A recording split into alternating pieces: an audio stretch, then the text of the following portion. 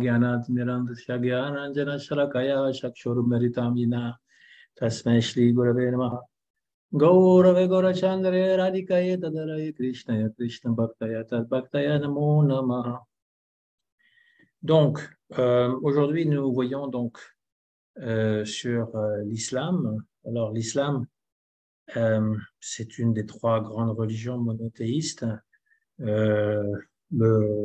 Parfois, on traduit le mot islam par soumission, mais c'est une traduction un peu forcée, on va dire, parce que la racine, en fait, As-salam, la racine, c'est S-L-M, la même racine avec laquelle on peut avoir salam, c'est-à-dire la paix. Et donc, plutôt que soumission, c'est de faire la paix avec Dieu, c'est accepter son autorité, c'est accepter de se laisser guider par lui.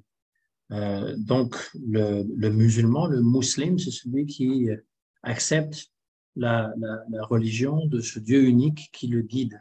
L'islam, en fait, est un monothéisme radical qui va renouer avec la tradition juive, mais encore plus strictement. C'est-à-dire que Dieu est unique, donc ça, c'est quelque chose qui revient assez souvent dans le Coran, qu'il n'y a pas d'autre Dieu que Dieu. On ne peut pas lui associer d'autres dieux aussi, des dieux mineurs.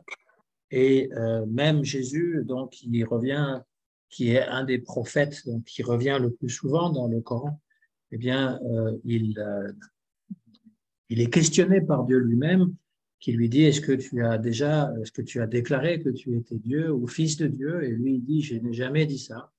Ce sont eux, les chrétiens, qui ont dit ça de moi, mais jamais je ne me suis identifié à Dieu, moi je suis simplement son messager. Donc, le principe de l'islam, c'est se reconnaître que les êtres humains sont toujours des êtres humains, il n'y a pas d'intermédiaire entre Dieu et les êtres vivants. Et Mohammed lui-même, donc le prophète, il n'est aussi qu'un intermédiaire ou un envoyé, un prophète. Voilà, il n'y a pas ce concept qu'il y aurait un demi-dieu ou un dieu entre les hommes et Dieu, comme il y a dans le christianisme.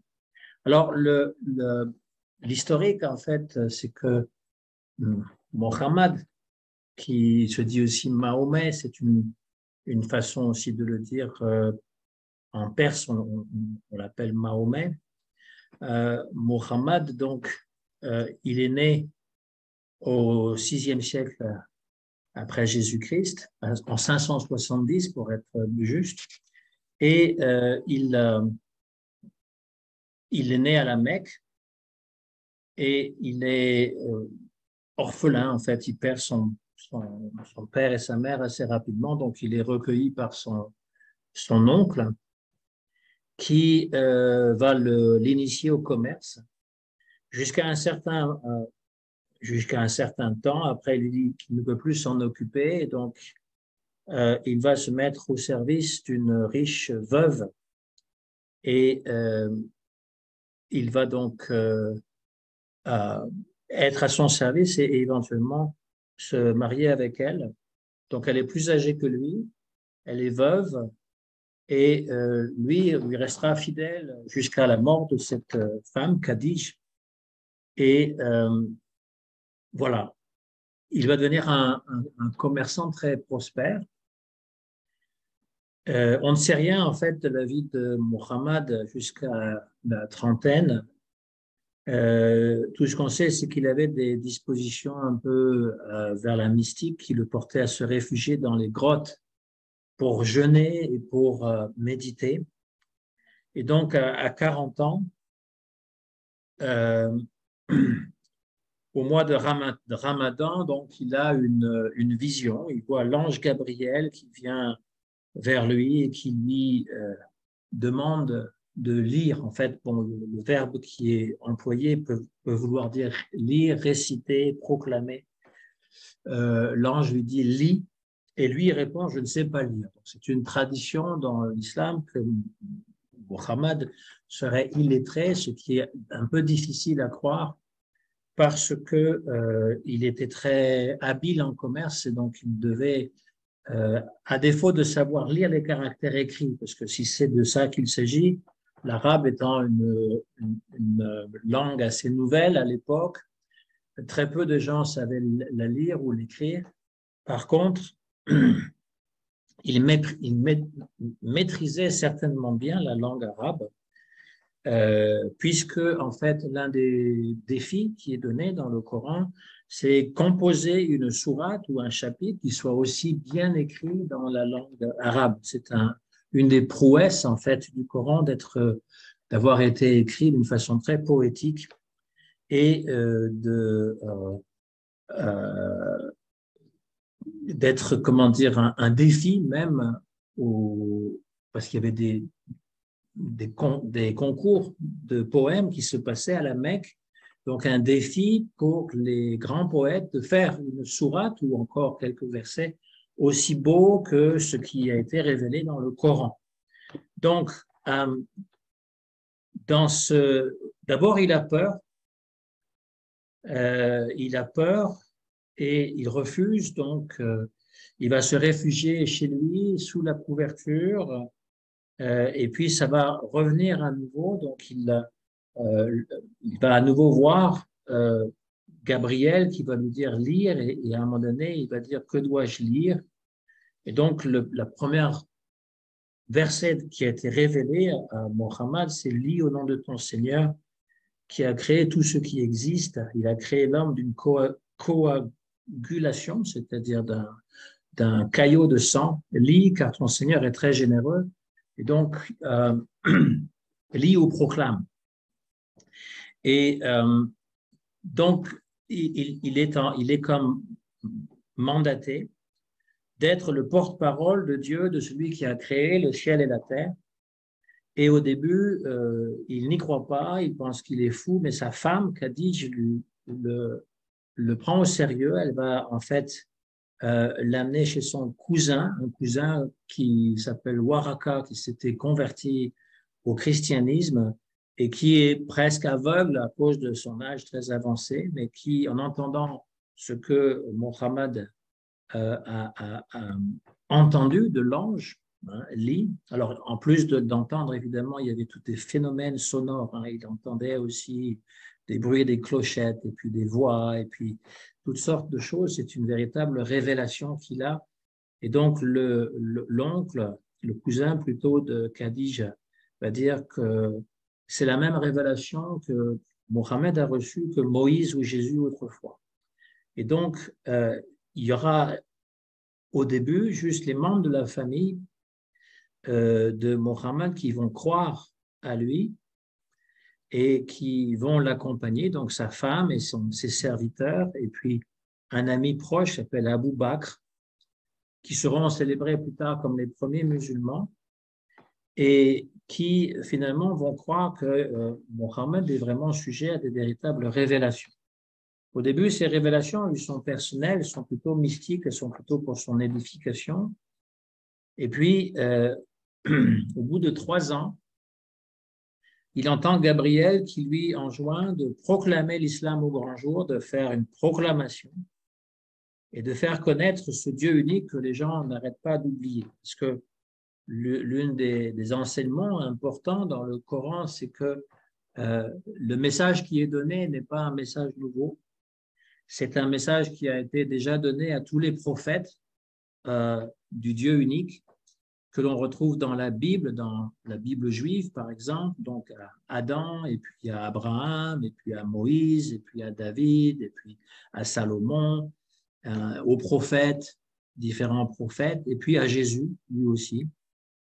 Et ce Dieu unique aussi se retrouve chez les Perses, avec la religion de Zoroastre. Et donc, il s'agit d'un rappel.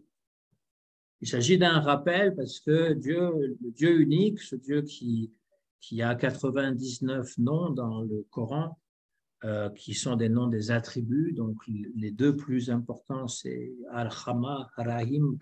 Toutes les sourates commencent comme ça, Bismillah, Ar-Rahman, Ar-Rahim, Alhamdulillah. Ça commence toutes comme ça, ces sourates. Les sourates ce sont les chapitres. Euh, eh bien, au nom du Dieu très bon, très miséricordieux, c'est ce qui revient le plus souvent, mais il est aussi Malik, le roi, il est aussi Batin, celui qui est caché, mais Zahir, celui qui est révélé. Il a donc toutes sortes d'attributs, on va dire que ces noms qui sont donnés à Dieu, qu'on appelle Allah en arabe, eh bien, ce sont des noms divins que d'ailleurs les musulmans peuvent réciter sur le chapelet. Alors, pour préciser, Allah n'est pas un nom propre. C'est pas, ça, c'est une erreur que certains pensent que finalement Allah, c'est le nom propre de Dieu pour les Arabes. Allah veut simplement dire Dieu en arabe. C'est l'équivalent de El, dans la Bible, hein, on a Israël, on a Daniel, Péniel, enfin Elohim.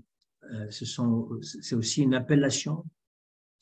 Pour la petite histoire, El était un dieu cananéen qui était le père de Baal. Et c'est devenu un générique pour désigner Dieu. Tout comme en français, le mot Dieu dérive du grec théos, qui ultimement remonte à Zeus, c'est-à-dire le dieu suprême, Zeus, donc c'est Déos en français, ou Dieu. Et donc, de la même façon, Allah n'est pas le nom propre. Le centième nom de ce Dieu est un nom inconnu. Celui qui connaîtrait ce nom inconnu, donc connaîtrait, aurait une mainmise, on va dire, sur ce Dieu, ou plutôt connaîtrait le nom intime. Donc, comme dans la Bible juive, Dieu n'a pas de nom connu, il a simplement des attributs, et ces attributs donc décrivent ses qualités, et ce sont différents noms. Et le Coran donc enseigne que, en fait, c'est dans la croyance musulmane, le Coran est révélé directement par Dieu, c'est-à-dire qu'on a l'impression que c'est dicté, hein, c'est marqué à Mohammed, dis ceci, dis cela. C'est Dieu lui-même qui parle. Et avec donc les musulmans pensent que le Coran est incréé, ou plutôt qu'il est directement issu de la parole de Dieu lui-même, alors que la Bible a été inspirée, elle a été écrite par les hommes, qu'ils ont été inspirés, mais c'est pas directement Dieu qui parle. En tout cas, pas toujours. Il y a des fois, il peut parler, mais pas toujours, alors que le Coran est directement dicté. Mais ce sont des choses qui sont rappelées, qui ont déjà été dites, mais que les hommes ont tendance à oublier. À savoir qu'il y a un Dieu unique et que ce Dieu unique nous met dans des situations d'épreuve dans la vie. La vie est parsemée d'épreuves, de difficultés, et c'est pour tester la foi de la personne, pour voir jusqu'où finalement elle va pouvoir rester fidèle, qu'il y a ces épreuves. Et aussi dans le Coran, on montre aussi un nombre assez incroyable ou très diversifié de signes dans la nature. La nature est remplie de signes de la présence de Dieu. Tout ce qui est beau, tout ce qui est extraordinaire, eh bien, représente ce Dieu qui finalement est l'artiste suprême, et tout désigne finalement ce Dieu transcendant. Et donc, le rappel qui est fait, donc il y a eu tous ces prophètes qui ont précédé Mohammed, hein, comme je l'ai dit, à partir d'Adam et puis Abraham. Alors ça remonte jusqu'à Adam. Hein. Adam, en fait, dans le Coran, est considéré un musulman. Tout comme Abraham, Abraham est considéré un musulman. Tout comme Jésus, Jésus est considéré un musulman, c'est-à-dire ceux qui ont accepté de faire la paix avec Dieu et de suivre ses instructions. Et donc, ces instructions ont été données par tous ces prophètes. Ce sont des prophètes. Et Mohammed est le dernier des prophètes à qui cette révélation qui a été dite et redite est révélée à nouveau, mais dans sa plénitude. Donc, si les êtres humains n'ont pas compris le message de Dieu qui a été dit et répété à travers toute l'histoire humaine, eh bien, il n'y a rien à faire, ils ne seront pas sauvés. C'est ça l'idée du Coran, que finalement, c'est pour comprendre la pleine révélation qui a été donnée. Donc voilà, Mohammed, ce qu'il entend, ces choses, puis il va les répéter. Alors, il commence à proclamer, mais dès qu'il commence à proclamer, évidemment, on n'est pas d'accord avec lui. Il va commencer à prêcher à la Mecque, mais très rapidement, eh bien, on va le persécuter, on va l'insulter, on va même le frapper, et il va être dans l'obligation de fuir la Mecque avec ses amis et sa famille et se réfugier à Médine. Donc, c'est ce qu'on appelle l'Hégire, c'est le début du calendrier musulman, parce que c'est là qu'a vraiment commencé l'activité missionnaire de Mohammed. En même temps, lorsqu'il a passé son temps à la Mecque, Mohammed était plutôt tolérant, mais quand il arrive à Médine, eh bien, il s'improvise chef de guerre. Alors, c'est quelque chose que les musulmans n'aiment pas trop insister, mais c'est une réalité que l'islam est une religion guerrière. Elle est basée sur le sabre, que les premières conquêtes ont été faites par l'épée. Et donc, Mohammed a dirigé plusieurs batailles lui-même, et il a envoyé même les membres de sa famille au combat, ses oncles et ses cousins. Et puis, il a remporté donc plusieurs batailles. Alors, les premières batailles, en fait, c'était même pas pour convertir les gens, c'était pour survivre. Donc, ils attaquaient les riches caravanes qui venaient de l'étranger, qui allaient vers la Mecque, et ils s'emparaient du butin. Et donc, ils ont remporté des batailles très décisives qui ont tout de suite mis Mohammed dans une position de chef de guerre important, mais il a aussi connu des défaites, et parce qu'à un moment donné, les Mécois en avaient assez d'être attaqués par Mohammed et ses hommes, et donc il y a eu des batailles où il a vraiment perdu, il y a eu des gens proches de lui qui sont morts, et lui-même a eu des dents cassées parce qu'il a reçu des pierres au visage. Et donc, on a ces récits des différents combats dans le Coran. Et cette guerre sainte, parce qu'il s'agit d'une guerre sainte qui est menée donc contre les infidèles, eh bien, est approuvée par l'ange Gabriel. Et c'est une révélation qui ordonne aux musulmans de combattre tous ceux qui rejettent l'islam. Combattez-les jusqu'à ce qu'il n'y ait plus d'incrédulité, de polythéisme, et que le culte soit rendu à Allah seul. Donc, au départ, l'islam s'est un peu propagé grâce aux prouesses militaires de Mohammed et de ses hommes. Et le 11 janvier 630, Mohammed rentre à la Mecque à la tête de 10 000 hommes, et les Mécois sont tellement effrayés de voir le nombre de gens qui viennent qu'ils ne combattent même pas, qu'ils soumettent la ville, qu'ils donnent les clés de la ville, et donc ils s'emparent de la Kaaba. Alors la Kaaba, c'est une immense construction qui cubique, c'est pour ça qu'on l'appelle la Kaaba, dans l'angle de laquelle est insérée une pierre noire que dans la tradition on dit qu'elle vient du ciel, et que ce serait là qu'Abraham a voulu sacrifier son fils. On connaît l'histoire dans la Bible où Abraham a un fils qui s'appelle Isaac, et Dieu lui demande de lui sacrifier, de l'immoler, jusqu'à la dernière minute où l'ange retient le bras d'Abraham. Alors, la même histoire est donnée ici dans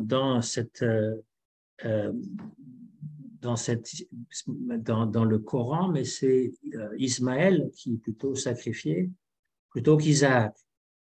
Et donc, on a construit un sanctuaire. À l'époque de Mohammed, le sanctuaire, donc il y a un grand monument cubique qui était donc creux à l'intérieur. On avait mis plusieurs statues de différents dieux de la péninsule arabique. Et quand Mohammed rentre dans la ville, il casse les idoles. Il casse les idoles qui sont juste donc des offenses, on va dire, au Dieu unique.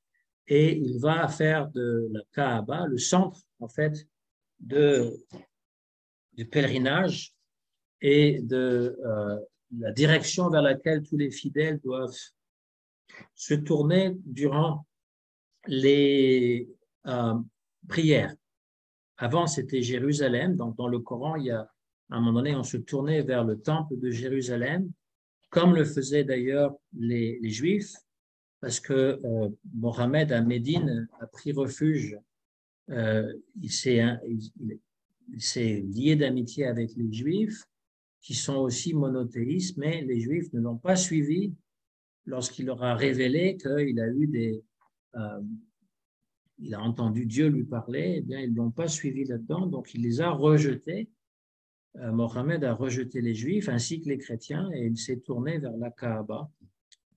Et donc, ce jour-là où il revient à la Kaaba, à la Mecque, eh bien, sa religion s'implante vraiment, cette nouvelle religion qui s'appelle l'islam s'implante vraiment et va continuer son expansion. Alors, c'est vrai que l'islam, après la mort de Mohammed, s'est répandu en Afrique et dans tout le pourtour,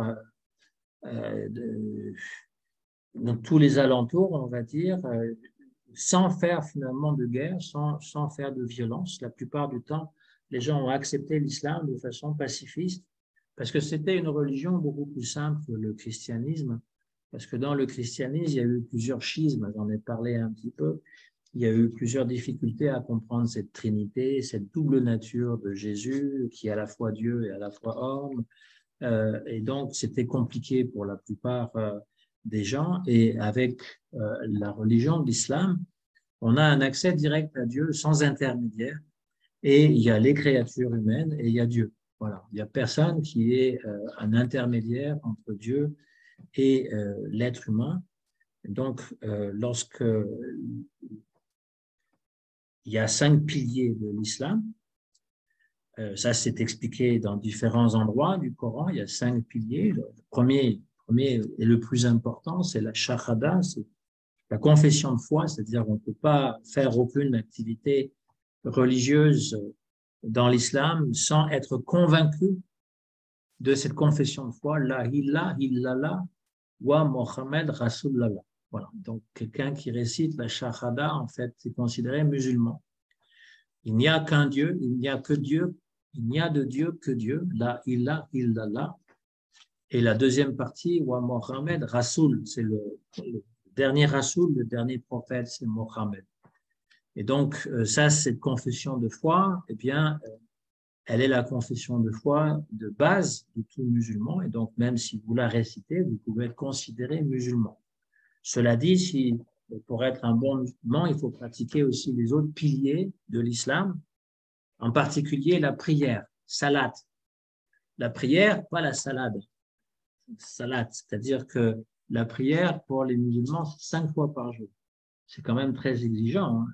C'est-à-dire que c'est très ritualisé. C'est au lever du soleil, après, donc il y a, par rapport aux stations du soleil, il faut 5 fois par jour. Donc, il y a aussi les moments qui sont entre quand le soleil, avant que le soleil, enfin, après que le soleil soit levé ou avant que le soleil se couche. Et il y a tout un rituel qui s'est associé finalement à ces prières. D'abord, il faut faire les ablutions, laver les mains jusqu'au coude, ensuite laver la bouche, laver les oreilles, laver le visage, les pieds, etc. Et puis réciter, donc, commencer, donc, alors il y a après les stations, on est d'abord debout, après on s'incline, après on s'agenouille, on se prosterne 2 fois, on se relève, on le fait encore une fois, et on récite différentes formules. Ce sont des prières qui sont ritualisées. On ne peut pas improviser, ce n'est pas une prière de demande. Seigneur, donne-moi ci, donne-moi ça. C'est vraiment une prière de louange. Donc, le début, c'est Allahu Akbar, Dieu est très grand.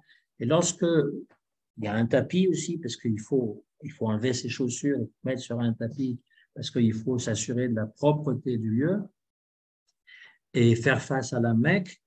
Et donc, lorsque le récitant, donc tout musulman dit Allahu Akbar, il est consacré, il est en relation directe avec Dieu. Il n'a pas besoin de prêtre, il n'y a pas de prêtrise, en tout cas dans l'islam majoritaire, sunnite, il n'y a pas de prêtre. Il y a imam, l'imam en fait est celui qui dirige la prière, ça peut être n'importe quel croyant. N'importe quel croyant peut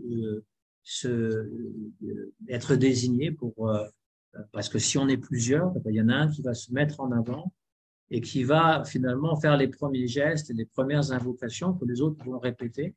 Mais si on est tout seul, on assume tout seul.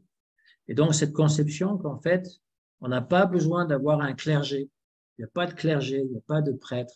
Il n'y a pas quelqu'un qui est plus proche de Dieu qu'un autre. Tous les êtres humains, hommes, femmes, enfants, ont le même rapport à Dieu direct. Et lorsqu'on invoque Allahu Akbar, Dieu est grand, on est directement consacré. Et donc, toute l'attention doit être portée finalement à ce qu'on fait jusqu'à la prière finale où on remercie Dieu pour nous avoir accordé ce temps de louange. Voilà. Donc, ça, c'est tout à fait typique, on va dire, de l'islam et c'est quelque chose qui est très exigeant, comme je dis, de faire 5 prières par jour. Nous, on a les 3 sandhyam, hein, des fois, c'est aussi exigeant, mais 5 fois, vous imaginez, à se prosterner, à faire tout ça. Et ce n'est pas évident pour les gens qui travaillent parce qu'ils doivent s'isoler pour le faire. Et parfois, ils sont en France, comme la France est un pays agressivement laïque, je dois dire. Eh bien, je connais des gens, des vigiles qui se sont fait licencier parce qu'ils faisaient leur prière dans un petit KGB. Et c'est interdit. Voilà, vous n'avez pas le droit de faire ça, on est dans un pays laïque, etc. Donc, c'est assez difficile, tout comme est difficile le 3e pilier qui est le plus connu, qui est le jeûne du Ramadan. Donc, c'est pendant la révélation du Coran, chaque musulman, chaque musulmane doit jeûner toute la journée, sans manger, sans boire. Alors, il n'est pas recommandé de faire un jeûne d'1 mois, évidemment, un jeûne qui mettrait en péril le corps, qui l'affaiblirait outre mesure. Il faut briser le jeûne après le coucher du soleil, donc après il y a un grand repas, etc. Mais quand même, imaginez-vous quand il fait très chaud, quand c'est en plein été, de ne pas boire pendant toute la journée, c'est quand même quelque chose. Alors évidemment, ça ne suffit pas, il faut aussi pouvoir avoir l'esprit qui soit engagé là-dedans, mais quand même, c'est assez exigeant. Alors ça, c'est 3 piliers, on va dire, de l'islam. L'autre, c'est la charité. Il faut faire la charité à ceux qui finalement n'ont pas beaucoup de choses, et en particulier durant le mois du Ramadan. Et puis le dernier, c'est le fameux pèlerinage à Mecque, qui lui aussi est très ritualisé. C'est-à-dire il faut le faire déjà dans un calendrier précis, à une époque précise de l'année. Et ensuite, les hommes, par exemple, vont enlever tous leurs vêtements, ils vont avoir juste 2 étoffes blanches qui sont non cousues et pas de sandales, ils doivent y aller comme ça lorsqu'ils s'approchent de la Kaaba, de la Mecque.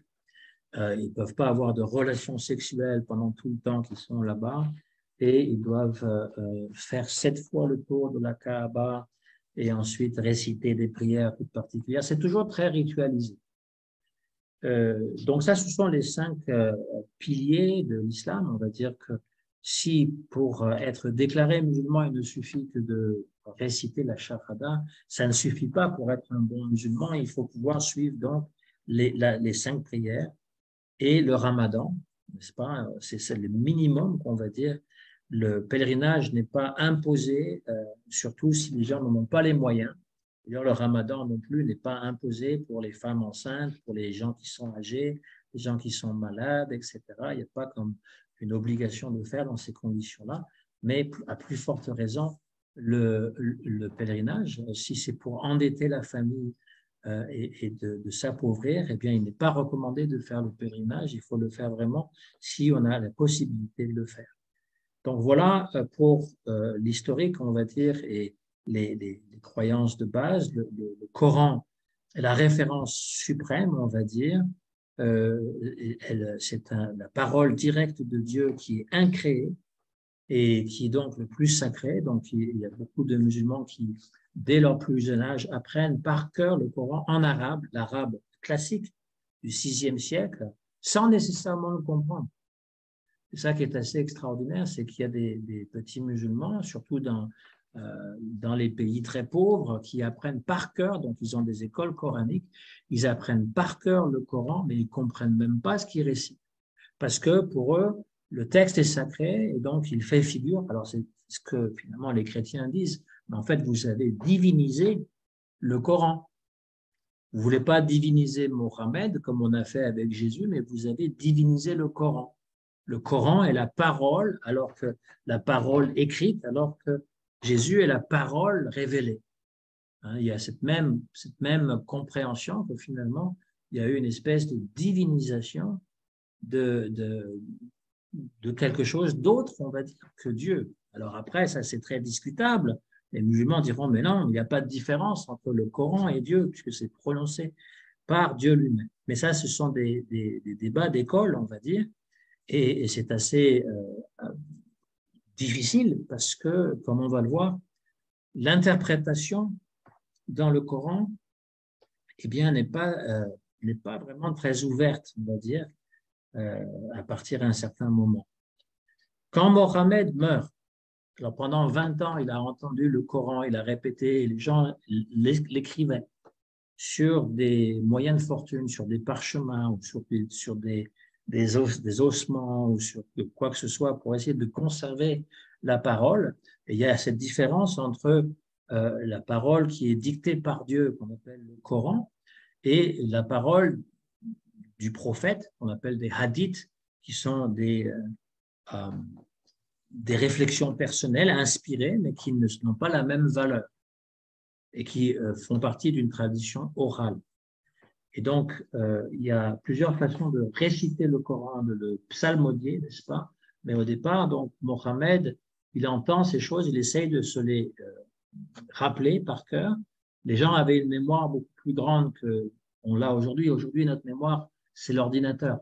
Vous perdez votre ordinateur, vous perdez votre mémoire. On n'a plus de mémoire. Ou la mémoire est saturée. Mais la mémoire personnelle, elle est très faible.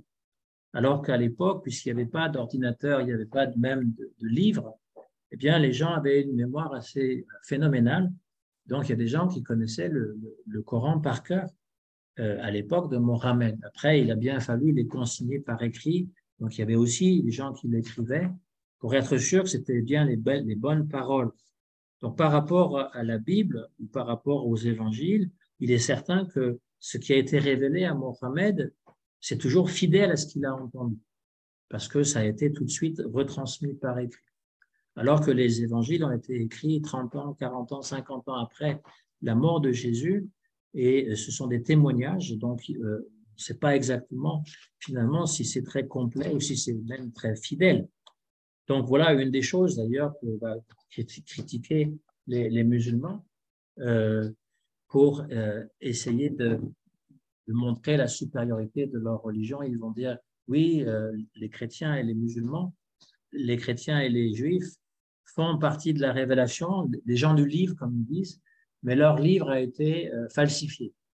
Ils n'ont pas été fidèles, ils ont interprété les écrits, et donc nous avons des écrits qui sont fidèles, qui ont été entendus directement. Alors c'est très discutable, parce que quand on lit le Coran, on voit qu'il y a quand même des choses qui viennent des apocryphes chrétiens et des apocryphes juifs, et des choses qui ressemblent à la Bible. Alors, ce n'est pas exactement les mêmes histoires. Il y a des histoires qui sont simplement des références, mais pour essayer de nous faire comprendre autre chose. Et puis, il y a des histoires qui sont complètement différentes. Mais ce qui est certain, c'est que c'est les mêmes personnages. On a le roi Salomon, le roi David, on a tous les personnages de l'Ancien Testament, et Jésus qui est appelé le Messie, fils de Marie, mais pas fils de Dieu, fils de Marie. Dans le Coran, c'est le prophète qui est le plus cité dans le Coran, avec cette particularité qu'il n'est pas mort sur la croix. Dans le Coran, c'est dit que en fait, c'est quelqu'un d'autre qui a été mis en croix, ou encore c'est un subterfuge ou c'est une illusion. Et donc, c'est assez intéressant parce que c'est ce que Prabhupada disait aussi, que Jésus n'est pas mort sur la croix. Donc, c'est dans le Coran, ça. À la mort de Mohammed, donc après 20 ans d'avoir eu ces révélations, il meurt et se pose le problème d'une succession, comme dans beaucoup de religions d'ailleurs. qui va succéder. Alors, il n'était pas question de succéder au niveau, au niveau de la prophétie, c'est-à-dire que parce que Mohammed est considéré le dernier prophète, donc il ne peut pas avoir de prophète après lui dans l'islam. Mais comme il était chef de guerre et qu'il avait donc étendu un peu son territoire, eh bien, il fallait qu'il y ait quelqu'un qui lui succède au niveau aussi politique, hein, parce que l'islam, c'est à la fois politique et religion. Et la majorité des musulmans ont pensé qu'il ne fallait pas que la succession après Mohammed soit de type euh, héréditaire, que ce soit quelqu'un de la même famille comme son cousin Ali, mais plutôt un héritage spirituel qui remonte donc au Coran et à la pratique. Et donc, ils ont choisi le premier ami de Mohammed, Abu Bakr, qui faisait partie des premiers compagnons qui ont cru en Mohammed. Abu Bakr est devenu donc le premier calife. Donc, il ne s'agit pas, le calife, c'est quelqu'un qui est le représentant des croyants, mais qui remplace pas le prophète Mohammed. Alors, il était déjà âgé, donc il n'a pas vécu très très longtemps, et il lui a succédé donc un autre sage qui s'appelle Omar, qui lui aussi, pendant une dizaine d'années, il a vécu. Après, le troisième calife, Othman, s'est fait assassiner. Donc là commencent déjà les cabales, dans le sens de comment dire, les intrigues politiques. Il s'est fait assassiner et c'est le gendre et le cousin de Mohammed qui s'appelle Ali, qui était marié donc à Fatima, la fille de Mohammed, qui est devenu après le quatrième calife. Mais il devait régler des problèmes un peu épineux et l'un d'entre eux, c'était de faire justice à son prédécesseur qui avait été assassiné. Et parce qu'il était mal conseillé ou qu'il était mal représenté, eh bien c'est le fils de Othman qui finalement a supplanté Ali à la succession et est devenu donc calife à la place. Et ça, il y a des musulmans qui l'ont pas du tout digéré, qui ont considéré que Ali avait trahi en fait sa vocation ou son devoir. Et donc, ils ont rejeté, hein, c'est une des branches, les Kharidjites, qui ont rejeté Ali et le nouveau calife, et même l'un d'entre eux a assassiné Ali. Et après, il y a eu les deux fils d'Ali, donc Hassan et Hussein, qui là encore ont essayé de reprendre le pouvoir. Et Hussein, un des fils, a aussi été assassiné. C'est ce qui a donné naissance au parti chiite. Les partisans d'Ali et des deux fils, hein, avec une commémoration du martyr, on appelle l'Ashura. Donc, durant ce moment-là, les fidèles se flagellent jusqu'au sang en commémoration des martyrs qui étaient Ali et ses deux fils. Et donc, voilà une deuxième branche donc on est en 658, hein, mais pas très très bien, très très loin de la mort de Mohammed qui est mort en 632. Donc, il y a déjà beaucoup de problèmes et les musulmans majoritaires s'appellent les sunnites parce que eux ils considèrent que les choses la plus importante, ce n'est pas l'hérédité, c'est pas Ali et ses fils, mais c'est le Coran et la Sunna, c'est-à-dire la tradition, les hadiths, les dires de Mohammed. Donc, ils sont majoritaires dans le monde. Et puis, il y a eu différentes écoles qui représentent la tradition sunnite. Des écoles de pensée qui sont surtout basées sur des histoires de loi et de morale. Parce que si le Coran parle de pratiques religieuses et recommande de croire en Dieu pour aller au paradis où il y aura toutes sortes de récompenses et non pas en enfer, donc on a une description assez imagées dans le Coran du paradis et de l'enfer, le Coran n'est pas très explicite pour parler de lois juridiques et morales. Et donc, il y a eu différentes écoles qui se sont créées, des écoles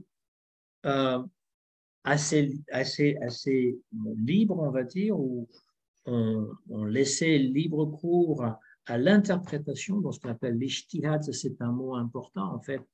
L'ijtihad, ça veut dire l'effort qui est basé sur l'interprétation des Écritures et de la compréhension de la religion.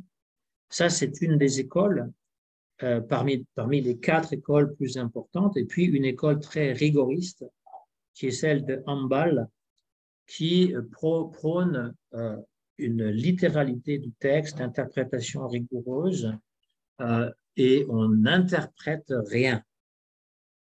Dans le monde moderne, on va reparler du hanbalisme parce que c'est associé au courant qu'on appelle le wahhabisme et qui est prominent dans l'Arabie saoudite. Il faut comprendre que Mohamed Wahhab, qui était un intégriste, était aussi un ami de la famille Mohammed ibn Saoud, qui est l'ancêtre éponyme de la famille actuelle de l'Arabie saoudite. Et c'est toujours, disons, le courant de l'Arabie saoudite, le wahhabisme, qui est un courant qui est très rigoriste, qui est très fermé. Et pour ce courant, l'ijtihad, l'interprétation du Coran, la porte de l'ijtihad est fermée. Depuis plusieurs siècles, l'interprétation du Coran est une interprétation littéraire. C'est la seule qui est acceptée pour la majorité des musulmans les plus influents, ceux qui influencent le plus. Il y a cette compréhension que l'ijtihad était permis seulement aux docteurs, ceux qui avaient étudié donc la théologie, et cette permission était surtout pour les premiers musulmans qui étaient associés à Mohammed, les deux premières générations, et après, l'interprétation consiste à répéter ce que tous les docteurs ont dit, et ne jamais introduire quelque chose de nouvel. Alors, on a quand même des questions qui sont un peu épineuses parce que on peut se demander qui est qualifié pour légitimer et authentifier une lecture, même si elle est le plus littérale possible, des textes fondateurs, qui est légitimé pour le faire. Puis, comment est-ce qu'on peut penser que des textes écrits au 6e siècle, 7e siècle de notre ère, culturellement, peuvent toujours être appliqués, comme par exemple couper la main du voleur en temps de disette, en temps de famine. Vous comprenez que ça pose problème quand même d'avoir pas mal de manchots, ou de lapider la femme adultère, c'est-à-dire que les choses qui se faisaient, ou même piller les caravanes, puisque j'ai demandé une fois à un musulman, mais dans le Coran, il y a des injonctions pour piller les caravanes. C'est ce que faisait donc Mohammed. Est-ce que vous le faites toujours? Il ne savait pas quoi répondre, parce qu'on n'est pas dans le même siècle. Donc, ça pose des problèmes. L'autre courant important, le chiisme, qui est surtout donc en Iran, en Irak, eh bien, il va mettre un accent tout particulier sur la fonction et la signification du mot imam. L'imam dans le courant majoritaire qui est la sunna, les sunnites, donc ils sont partout au Maghreb, en Afrique, en Arabie saoudite, ça c'est le courant majoritaire, hein, la sunna aussi en Indonésie. Eh bien, l'imam, c'est celui qui fait l'appel à la prière, qui appelle les gens à la prière. Il n'a pas de, c'est pas Allahu Akbar, Allahu Akbar. On entend ça quand on est dans les pays arabes, hein, arabo-musulmans. Et donc, il n'a pas de fonction particulière. Mais dans le chiisme, eh bien, il prend une compétence toute particulière et c'est lui qui peut même préciser et amender les injonctions divines. C'est-à-dire que l'ijtihad, donc, qui est interdite, on va dire, dans le sunna, elle est permise pour les docteurs tout spéciaux dans le chiisme, et surtout dans le chiisme iranien. Eh bien, il y a une hiérarchie qui fait autorité sur les fidèles.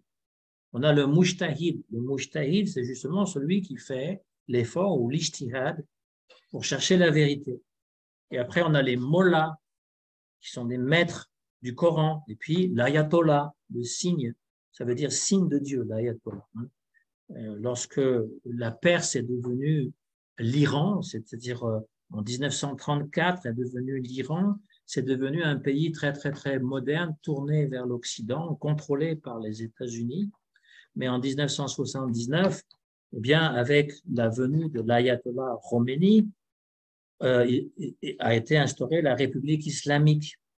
Et l'ayatollah Khomeini était appelé Naïb al-Imam, c'est-à-dire qu'il est le vicaire de l'imam. Parce qu'il y a une chose encore plus particulière, c'est que l'imam a une fonction, mais encore plus particulièrement dans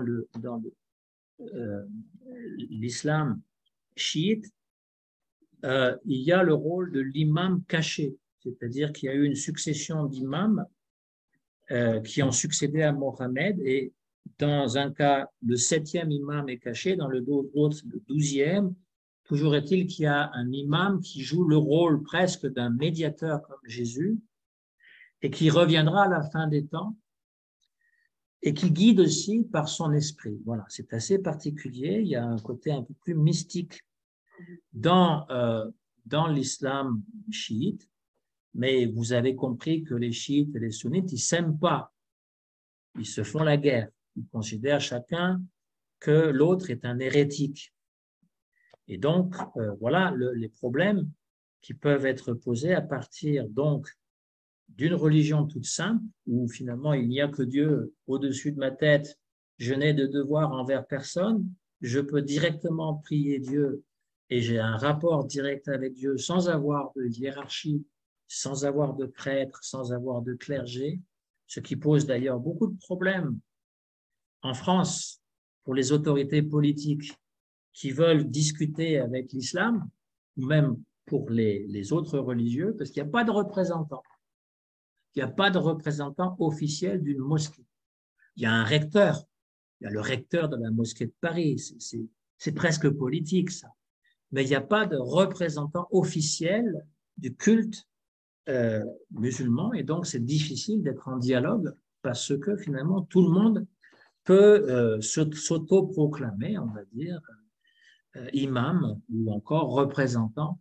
Alors, quand on n'a vraiment pas d'éducation, évidemment, ça pose un vrai problème parce que les rabbins sont très éduqués, les pasteurs aussi, les curés quand ils ont le temps parce qu'ils ont tellement de choses à faire, mais il y a des représentants. Donc, voilà pour l'islam. C'est pas le tout de l'islam parce qu'on sait bien que le problème moderne de l'islam, c'est ce qu'on appelle le terrorisme, puis l'intégrisme, etc. Enfin, ce qui pour moi est en fait une blessure de la part des musulmans qui ont perdu un empire. Il faut penser qu'après, l'islam s'est propagé d'une façon fulgurante. Après la mort de Mohammed, ils sont allés jusqu'aux Indes. Ils ont conquis très rapidement et sans verser du sang, parce que c'était assez convaincant comme religion. Et ils ont dominé le monde pendant des milliers, au moins pendant 1000 ans, jusqu'à la colonisation par les Européens qui les ont humiliés. C'est une véritable humiliation d'avoir été dirigé par les Anglais, par les Français, par les Allemands. Et cette humiliation, ils n'ont jamais digérée. Et donc le monde moderne, le monde, comment dire, occidental, est pour eux une insulte qu'ils veulent absolument, qu'ils sont diabolisés à l'extrême et qu'ils cherchent par tous les moyens de détruire. Donc ça, c'est le problème, on va dire, de la géopolitique qui se cache derrière ce qu'on appelle le terrorisme. Et puis, il y a d'autres qui exploitent aussi ces sensibilités un petit peu exacerbées du monde musulman. Et il y a le problème aussi de la Palestine-Israël, qui est un problème insoluble, on va dire. Et puis l'autre aspect plutôt plaisant, plutôt attrayant de l'islam, qui séduit les Occidentaux à la recherche de spiritualité, c'est tout le courant soufi, dont on ne parlera pas aujourd'hui, mais une prochaine fois, parce que là, la spiritualité, elle est vraiment représentée d'une façon très fervente, et puis il y a une tolérance qu'on ne trouve pas dans l'islam majoritaire.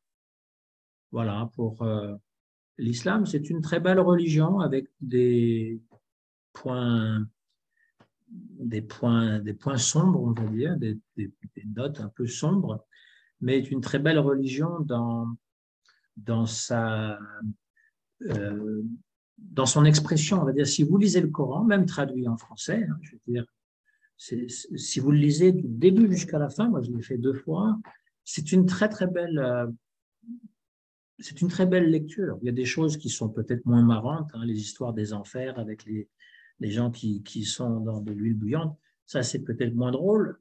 Et puis d'autres choses sur lesquelles on ne serait pas d'accord à cause de la différence culturelle. Mais sinon, c'est un peu comme lire les psaumes. C'est une très belle litanie, une très belle glorification de Dieu. Et l'islam est un rappel que l'être humain est une créature humble qui n'a pas beaucoup d'importance sur la terre, mais que Dieu prend au sérieux. On lui donne tout ce sérieux pour pouvoir parfaire sa vie. Voilà, en gros. Voilà comment je verrais ça. Et puis, il y a eu un âge d'or de l'islam. Justement, l'âge d'or, c'est le XIIe siècle. À Cordoue, à Bagdad, les 1001 nuits, vous savez, ça a été écrit en Inde, les 1001 nuits. Tout ce côté magique. Il y a un âge d'or de découvertes extraordinaires, redécouvrir la philosophie grecque, c'est grâce aux musulmans,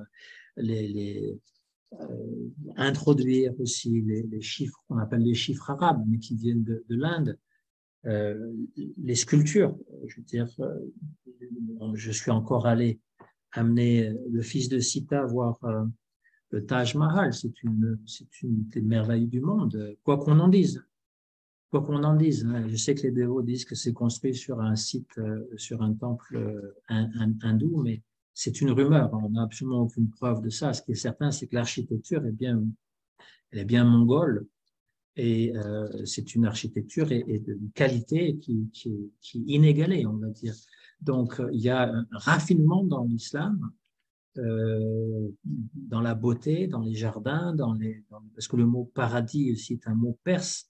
Un paradisio, c'était faire des beaux jardins, etc. Donc il y a un monde magique et extraordinaire du monde arabo-musulman.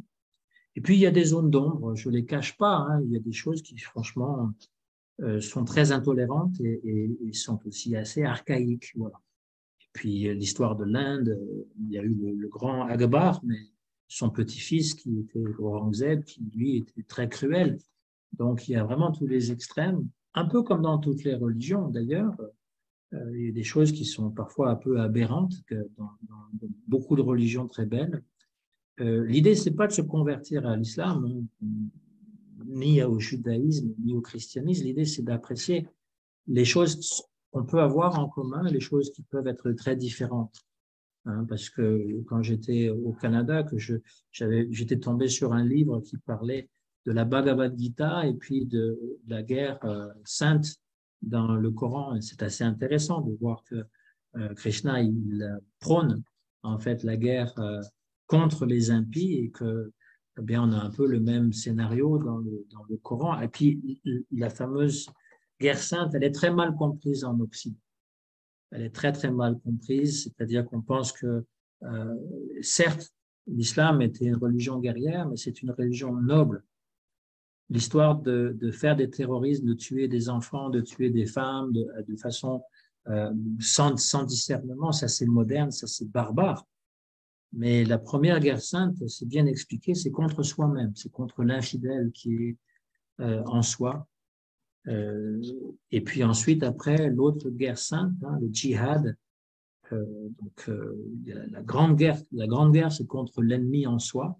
Ensuite, c'est dans la communauté musulmane d'essayer d'unir la grande communauté, de faire une communauté. Et puis troisièmement seulement, les impies, les infidèles. Mais on pense que c'est le contraire, que c'est d'abord les impies, les infidèles, et puis qu'entre eux, ils s'entendent bien. Ils ne s'entendent pas entre eux. L'islam est très divisé.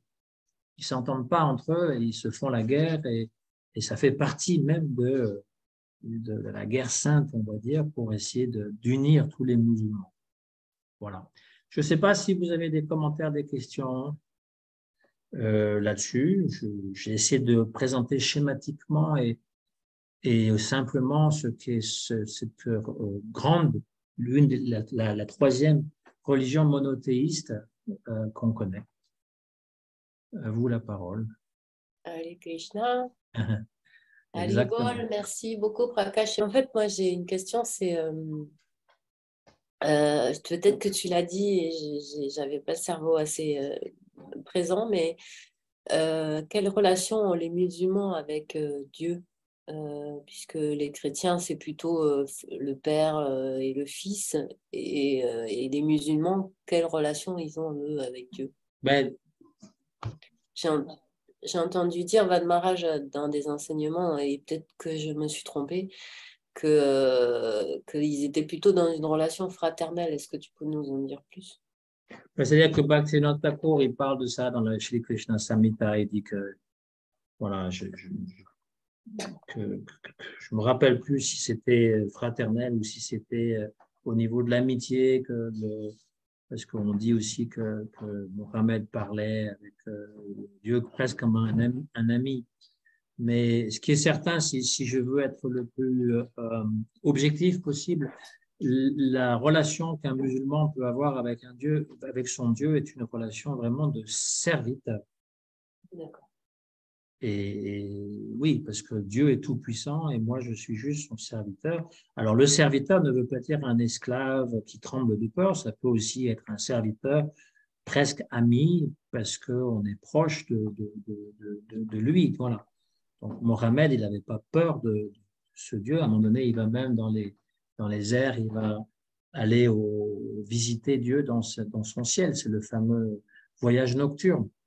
Il part de la pierre à Jérusalem et il s'envole donc vers les cieux. Il va voir Dieu, il va lui parler et donc il lui parle comme à un ami. Mais le musulman, alors après, le mouvement soufi, ils vont même jusqu'à décrire des extases amoureuses, on va dire, avec Dieu. Mais en règle générale, le musulman est celui qui considère Dieu comme le créateur et que lui, il est une créature qui lui obéit et qui est content de lui obéir, qui est dans la joie de le servir. Voilà. Oui, c'est une forme d'ashara, effectivement. Pour moi, je veux dire, chez la Bhaktivinoda Thakur, il le décrit un petit peu différemment, mais chez les Krishna Samhita, c'était un livre qui a été écrit à la fois pour des Occidentaux qui ne savent pas grand-chose, et un peu pour les dévots, mais c'est pas son livre le plus abouti pour les dévots, on va dire, voilà. Merci. C'était très intéressant, merci beaucoup. Et c'est vrai qu'il y a quelques temps, j'avais trouvé le mot djihad qui est employé dans les infos et tout il y a quelques années. Et moi, je trouvais ça très bizarre, tu vois. Et après, j'ai vu, j'ai su ce que ça voulait dire, djihad, tu vois. Comme, ouais, c'est la guerre intérieure, tu vois. Ouais. C'est pour... et je trouvais ça vraiment bizarre que ça se reporte sur les autres. Alors que forcément, ils savent la signification du mot djihad pour... Mais ils en savent la signification, pourtant. Tu veux dire ceux qui utilisent la violence contre les... Ouais. Contre les... Ouais. Et en général, c'est des gens qui ne sont pas très éduqués, qui se font exploser avec des bombes, ou qui vont faire des attentats, ceux qui ont tué les gens au Bataclan. Enfin, bon, c'est pas des gens très éduqués, hein, malheureusement. Ils sont endoctrinés par des fanatiques ou par des gens qui profitent. Ouais. Et donc, cet islam qui fait peur, c'est une façon pour eux de parler d'eux, mais c'est vraiment… En fait, dans n'importe quel courant religieux, le renouveau, on va dire, un peu fanatique qu'on observe aussi. Chez les Juifs, c'est pas méchant, mais il y a une espèce de fanatisme aussi. Comme là, par exemple, j'avais entendu que Gad Elmaleh, le fameux humoriste, il a fait un film récent où il parle de sa religion juive. Il a ses propres parents dans le film et il est attiré par le christianisme. Il va dans une église et il voit une Vierge Marie. Et donc, il est attiré par ça. Et donc, tout le film porte là-dessus. Pourquoi tu vas dans une église? C'est interdit aux juifs. Et tu renies ta religion, etc. Bon. Alors, Gad Elmaleh, il voulait jouer la carte un peu ouverte en disant, ben, en fait, c'est des superstitions. On peut aller dans une église, on peut être un peu dans un dialogue. Et puis, j'ai vu un rabbin qui disait, Gad Elmaleh dit n'importe quoi, c'est interdit aux Juifs d'aller dans une église parce que les églises, ce sont, comment dire, des lieux d'idolâtrie.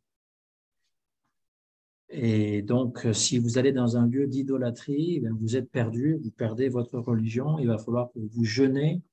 Si vous êtes rentré un lundi dans une église, il faudra que tous les lundis, jusqu'à la fin de votre vie, vous jeûnez. Je ne comprends pas comment est-ce qu'on peut être fanatique à ce point et comment est-ce qu'on peut dénigrer une religion en disant qu'elle est, comment dire, idolâtre au XXIe siècle et interdire les Juifs de se rendre dans une église. Ça aussi, c'est du fanatisme que j'apprécie pas du tout, quoi. Et c'est valable aussi pour les fanatiques chrétiens ou même les dévots, hein, je veux dire, du fanatisme un peu partout où finalement on dénigre l'autorité ou le bien-être d'autrui pour faire promouvoir sa soi-disant supériorité. La violence n'est vraiment pas une solution. Je veux dire, c'est vraiment la solution du faible. Et jusqu'à présent, tous les actes de violence n'ont pas vraiment abouti à quelque chose de positif. Ça vaut pour la réaction américaine. Moi, ils ont traité Al-Qaïda, ils ont détruit 2 pays, quoi, complètement. L'Afghanistan et l'Irak a été complètement détruit. Il y a eu des millions de morts pour rien, parce que c'est une très mauvaise politique d'attaquer l'islam, d'attaquer l'islamisme, de faire d'un groupuscule insignifiant, on en fait des héros. On a comme permis à des gens qui étaient inconnus de devenir des super-héros et des représentants de ceux qui vont combattre l'impérialisme américain, alors que si on s'était pris différemment, peut-être que ça n'aurait pas pris ce genre de proportions. Mais la guerre sainte qui consiste à détruire des bouddhas géants ou encore à tuer des gens, évidemment que ça n'a rien à voir avec la guerre sainte. C'est malheureux, hein, c'est malheureux d'avoir recours à ce genre d'exaction. C'est vraiment malheureux et ça fait partie de l'ignorance, c'est bien ça. Cette espèce d'ignorance qui se drape sous le couvert donc Bien sûr qu'on peut critiquer les valeurs occidentales. Bien sûr qu'on doit critiquer les valeurs capitalistes qui détruisent le monde, qui font de tout le monde des machines qui rendent insensibles. Mais c'est pas la façon. C'est pas par la violence qu'on doit le détruire. C'est par l'intelligence, c'est par la plume, Mohammed aurait dit, enfin, dans le sillage de Mohammed, l'encre du savant est plus important que le sang du martyr. Ça, c'est une belle phrase. Ça, c'est une très belle phrase. L'encre du savant est plus important que le sang du martyr. Et donc, quelqu'un qui est capable de rédiger